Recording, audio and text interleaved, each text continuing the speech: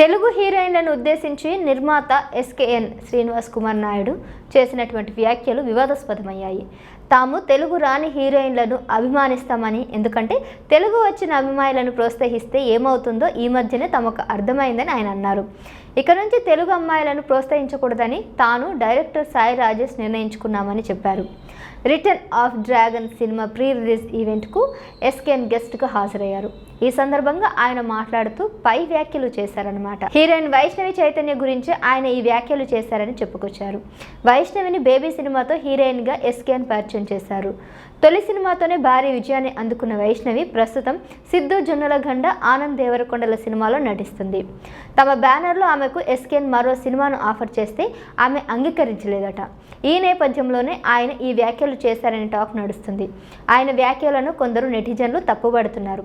తెలుగు హీరోయిన్లు ఎదుగుతున్న తరుణంలో ఇలాంటి వ్యాఖ్యలు చేయడం సరికాదని అంటున్నారు.